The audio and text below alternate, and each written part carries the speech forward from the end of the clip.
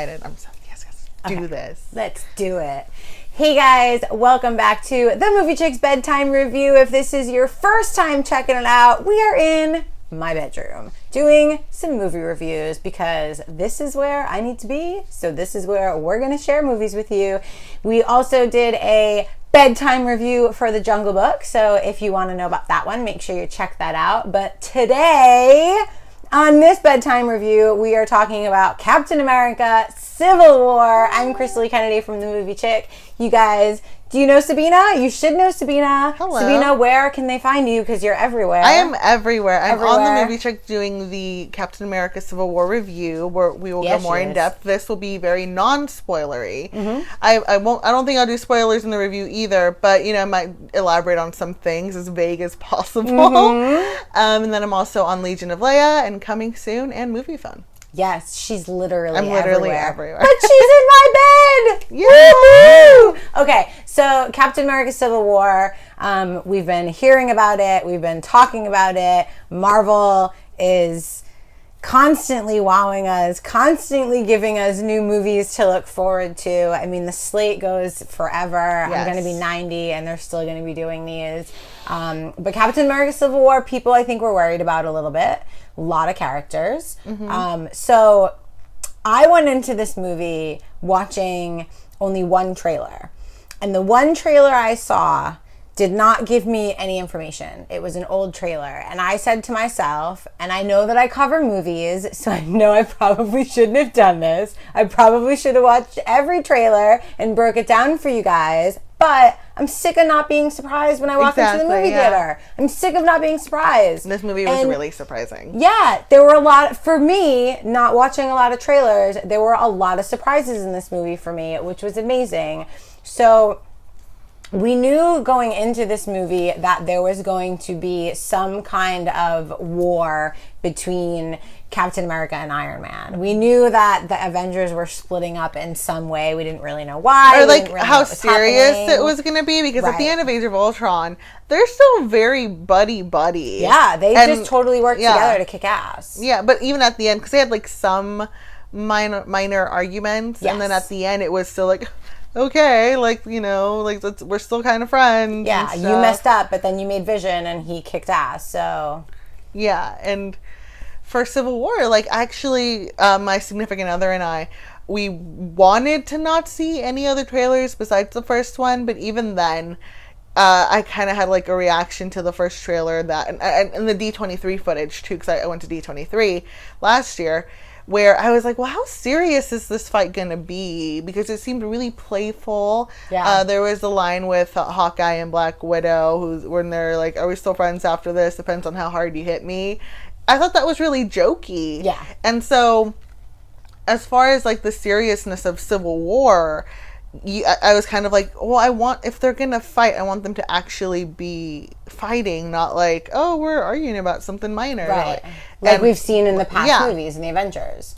Yeah, but this goes there. This totally goes there. Also scary because this is the first kind of team up that Joss Whedon hasn't directed. And so I feel like there is a lot of, the Russo brothers are amazing, don't get me wrong, but the Marvel properties have been done really well, and they've taken very good care of making sure that the cinematic universe as a whole works well within each movie, and there's little Easter eggs, and there's little, talking of whether it's on the TV shows, or not TV shows, but the shows on Netflix or the films. It's all interconnected. It's all interconnected, and they've but done it's a really also good never job dependent on being interconnected. On one another, so it's really cool. Yeah, and I think it was scary. That for me anyway, I like the Russo brothers' work. I think they're amazing. They've done great work in TV. But I was scared because Civil War is a really big property and a really big movie, and there's a lot of superheroes in this movie. And there's a lot of superheroes in the comic book storyline. Yeah. That we couldn't get because of, studio politics. But we did get one. We did get one, Yeah. which I didn't know about, and I didn't see. So I didn't. Oh, so you didn't see that trailer? I didn't see that trailer. That is awesome. Because I didn't know. I don't know if I even want to say it, but I feel like we kind of have to at this point because I feel like now everybody knows. Everyone knows. But for me, going into the movie, I had no idea that I was going to see Spidey. No idea. And I looked at Jack in the middle of the movie and was like, wait, I don't understand. How did they do this? What, who talked to who and got this done? Like, Spider-Man they don't own it. And I was so excited because I was like, this is the best thing. Like, this is so cool. It's like having visitation rights to like a different child. Honestly. I love it. I love it. So I feel like as a whole, I loved Civil War for many reasons because I feel like they did a really good job at story. Which I think sometimes and action. In some of the Marvel movies, I won't name any names, there's been a little scarcity in the story department, but the movie was really great as a whole still. Scarcity in the villain department too. Yes, like we've had scarcity in the villain department. But in Civil War, I feel like the story was more grounded and realistic than in any Marvel movie in the past. Well, maybe not Ant-Man, because I think Ant-Man's still one of my favorites and as grounded. But I think this movie, the storyline is as grounded as you can get when it comes to a superhero movie. And I feel like what they did in this movie really well is they made a really great action movie with a really great story that was really fun to watch that just happened to have superheroes in it. Yeah, no, totally. And as you've seen in the trailers, it starts out with, something happens and it basically prompts the U.S. government to say, hey guys, you need to be put in check, as Tony says, and agree to be, have some oversight because of a specific thing that happens. That's kind of spoilery. And it's about how, because of that thing, they start having a falling out. And it's funny because, like, before you're like, well, how can they be having an argument over falling out? Or how could they be falling out over something that happened when multiple times something has happened?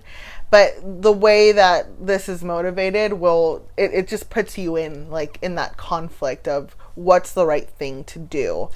I don't think that I've ever experienced a superhero movie that made me feel like I was a part of it like this one. Mm-hmm. And I think it's because of that storyline. And forgive us for being so vague because we don't want to spoil anything for you, because part of that storyline is very important and you don't want it to be ruined for you. Yeah. And in the same token, I want to tell you that storyline is what made me feel like this was really happening, and any minute I was going to walk outside and Captain America was going to be standing there. Like, that's how real this one felt for me. Yeah, no, totally. The amazing thing the Russo brothers have done is that they are juggling many balls in this movie.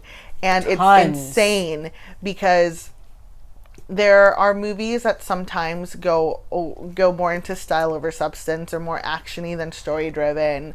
And it's kind of all over the place. Yeah. And so my concern, because of the trailer, was that, like, is this going to be like them fighting isn't as serious as their witty banter and the action sequences? Right. No, like, it's totally, like, unexpectedly very serious. It's a very serious movie.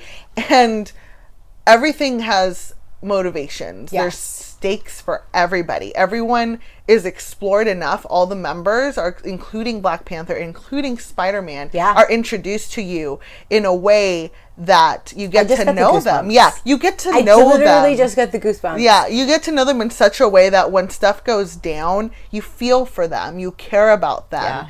And so and that just builds on, like, what happens to them incites the action, which incites, so another repercussion, another consequence, and it just builds, like, it's wonderful.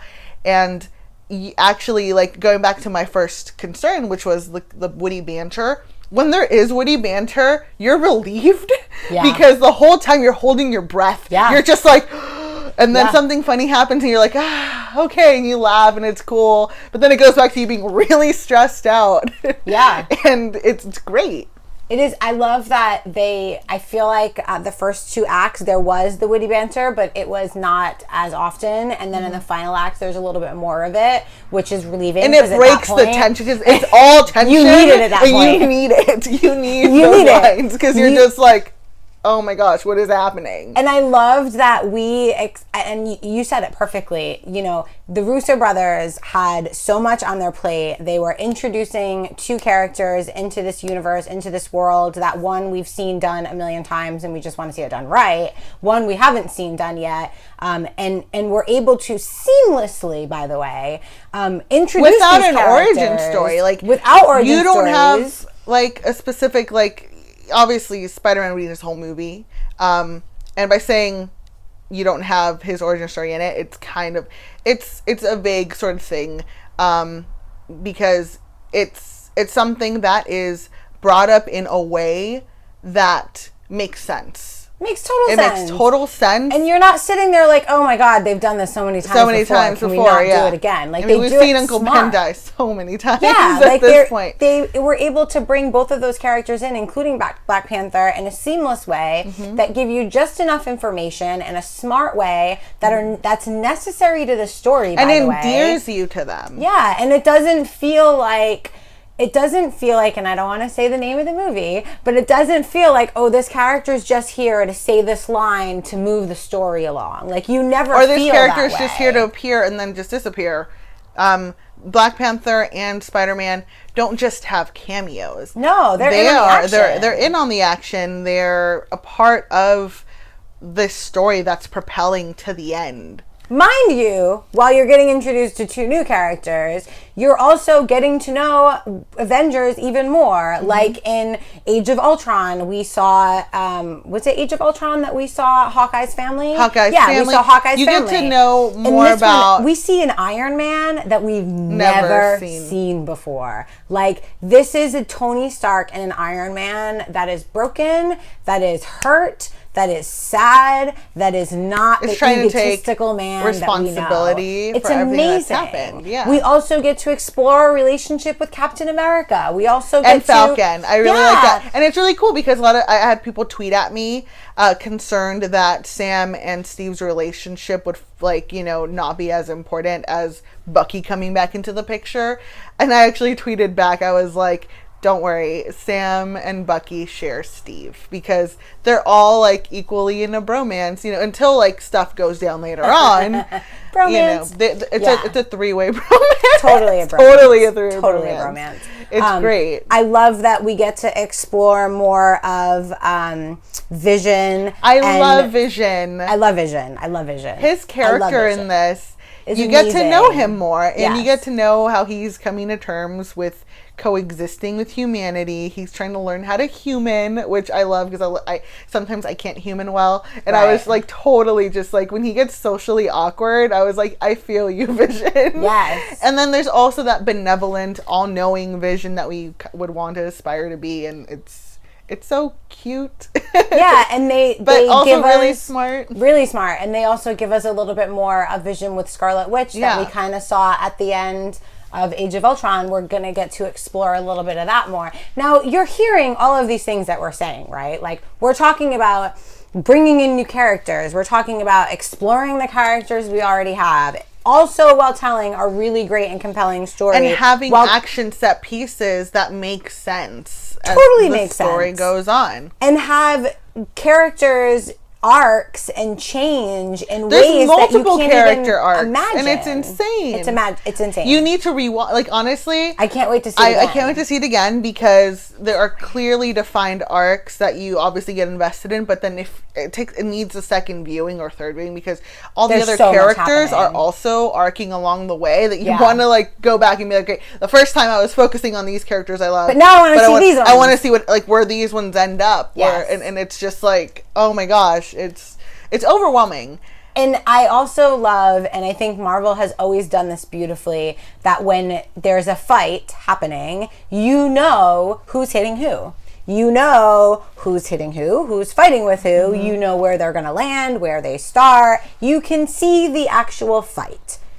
You can see it. And they're not counting. No, it's amazing. Like, and I hate to say it. Like, I hate to say it, but I am a DC girl. I've always been a DC girl. I grew up a DC girl. I want you guys to hear me when I say this. I have more Wonder Woman shirts and paraphernalia than Wonder Woman herself has. Okay, I have the costume. Like, we had to clear it out of the way. It's a problem. Like, it is. I am Wonder Woman, guys. I am. I love DC. I'm sorry. They just have not been able to prove to me that they have what it takes to make a great film yet. And it's Marvel, not so much because of the properties they have, because they have great properties. I'm more of a Marvel person. I currently am dating someone who loves DC and who feels that his favorite characters are locked up in a cage because they're not being done justice by people who love these properties, love, breathe, and like want to tell the stories that inspired them. At least not, as faithfully as people would want. And I've actually read a few of like Batman's arcs, and I was like, wow, that could have like been made for a really good movie. Amazing. And I don't want to get on a DC rant. Flashpoint Paradox. Oh my gosh. Or just that movie.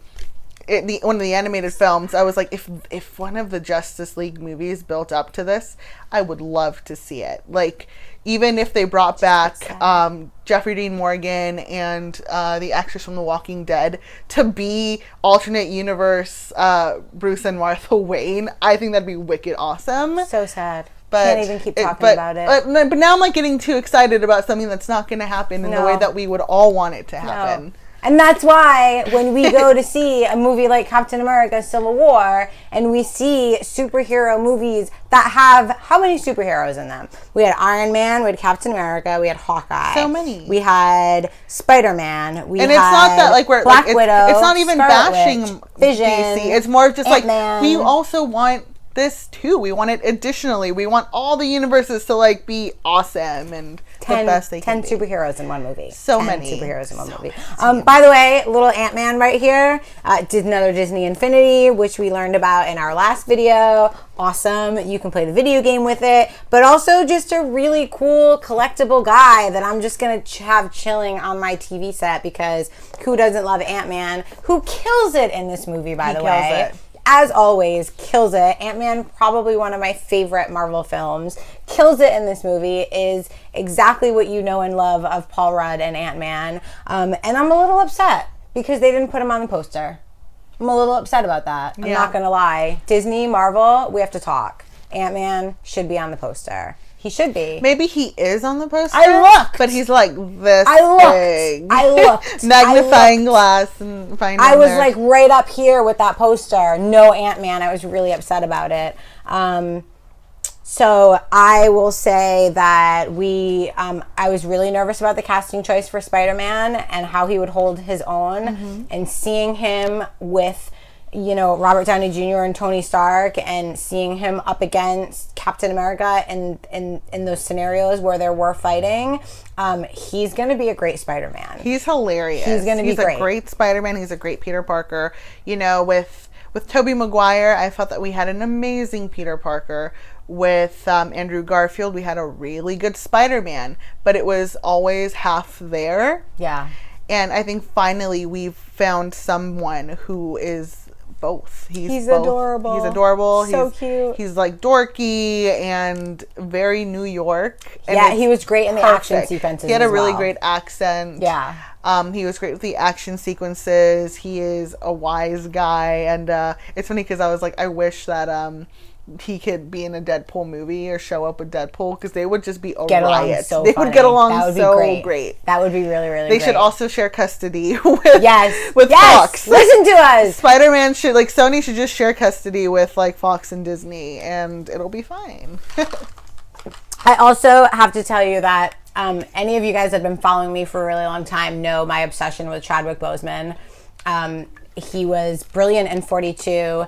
He was mind-blowing in Get On Up. He does not get the credit he deserves. He's an extremely underrated actor. And I'm so excited to see him in a Marvel property and be able to be Black Panther, because it's such an amazing role. It's so much fun. It's a comic that not everybody has heard of or everybody has read. So it's a fun property to be introduced into. And he was amazing in this movie. Yes. His character has a lot of depth, and he was great. I came in Team Iron Man, and to be honest, my favorite character in the movie is actually Black Panther. Wow, really? He just, his storyline. In his performance. In his performance, he's basically the third lead in this, honestly. I'll agree. He was pretty amazing. That was such an amazing, great casting choice. And Kevin Feige said when they were talking about it and they were bringing it up, there was no one else for the role that they thought of other than Chadwick Boseman. And he agreed with my thoughts for the past that after 42 and Get On Up, there was just no other choice. It had to be him. And told a really funny story about calling him, and he was like at the premiere or just leaving the premiere from Get On Up and saying like, do you know about Black Panther? And he was like, yeah. Why are you asking me this?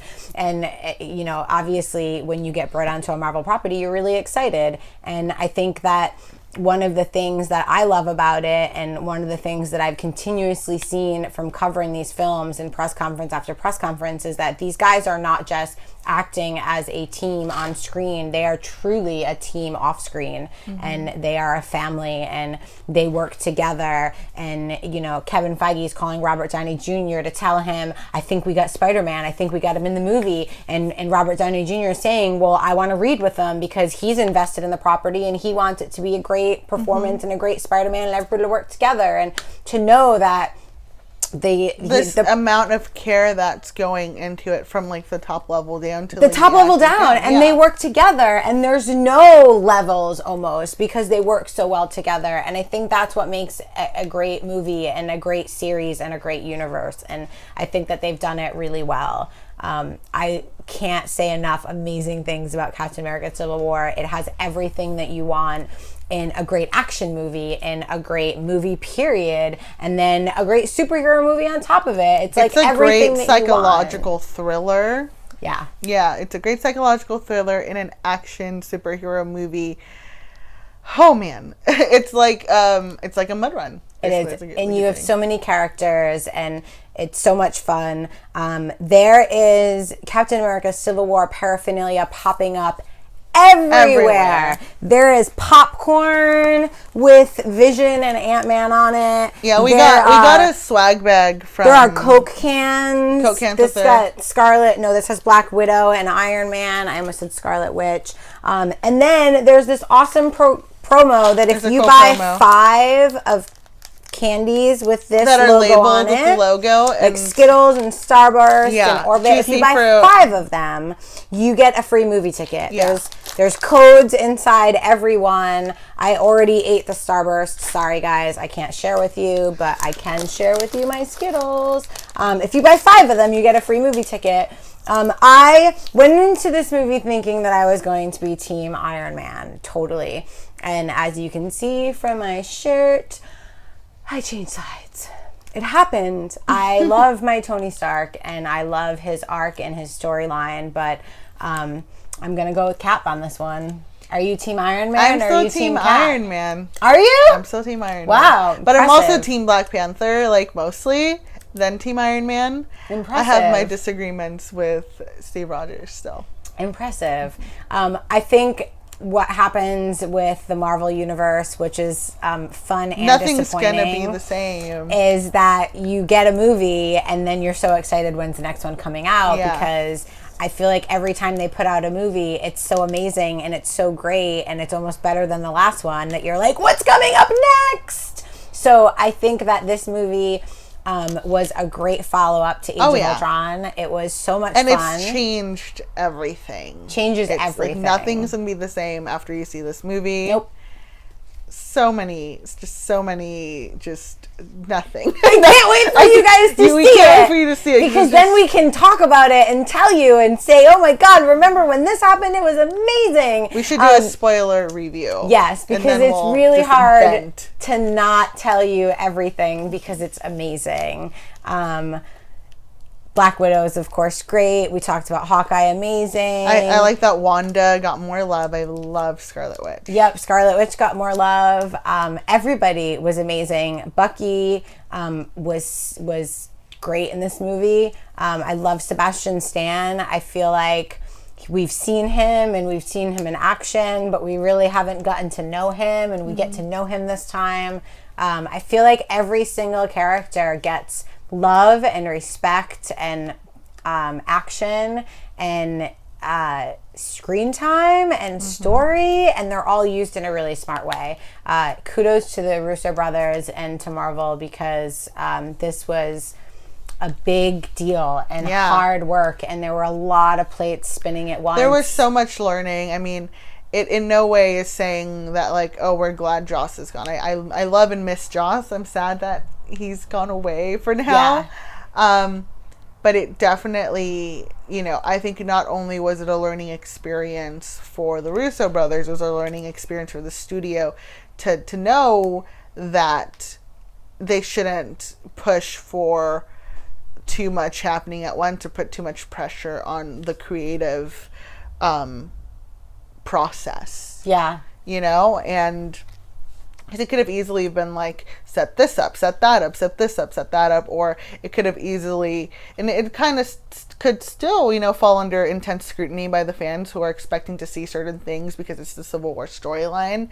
I think what's most important to note is that the Russo brothers, because of Age of Ultron, were given the opportunity to just create their take on that storyline. Yeah. Everything that they brought in is justified. There are motivations for it. So it doesn't necessarily feel like things are crammed in just to establish future things. Right. No, they did a really great job, and everything is, like you said, justified. Every character is used properly, efficiently, effectively, and useful, and doesn't feel like just a tool to tell story, which I think is really important. And it was fun. I mean, it was so fun. On top of all, it was fun. Like, it there literally was action. You're excited. You're pumped up when you leave. My significant other said that it's like a mud run, where it's like an endurance test. Yeah. And you're going through so much stuff, but you're there with people you care about, people, you know, like, that you're having fun with, and it's just rough. It's like an emotional brain mud run endurance test. I like that, because it is super emotional, and you do go on this journey with them. And like I said, I feel like out of all the Marvel movies, this is probably the one that's the most grounded in reality and makes you think that Captain America and Iron Man are going to come save us if something bad happens, and that they're real, and you're going to see them just, you know, pick up a car and you drive home. I don't know why I feel that way, but I do. I'd love to know if you guys feel that way. Thank you guys. I think we've covered everything, right? We've talked about every character. We've talked about the Russo brothers being amazing. There is a mid-credit scene that was on our cut of the film. Yes. There might be an additional one, because I think didn't they did see that for the last movie, where we got one mid-credit scene, but then there was an additional end-credit scene that we for the didn't get to theatrical. see. Yeah. So, I mean, that's a likelihood. Yeah. But it was so much fun. So don't forget to go. And like I said, if you buy 5 of these candies, your ticket's free. So go buy 5 candies, guys. Skittles, Starburst, Juicy Fruit, whatever it is. Disney, you should be so happy with me telling you about my candy purchases. Okay, guys, thank you so much for checking out another bedtime review for the Movie Chick. Please, if you like this video, give us a thumbs up, and don't forget to click that subscribe button. You can follow us on all the social media channels at the Movie Chick with 2 Ks like me. You can follow me on all the social media channels at Krisily. And Sabina, where can they follow you? You can follow me on Twitter at Sabina has no R. Thank you guys so much for joining us for another Movie Chick bedtime review. I'll see you guys soon in my bed. Bye. In your bed. In my bed. See you soon in my my bed.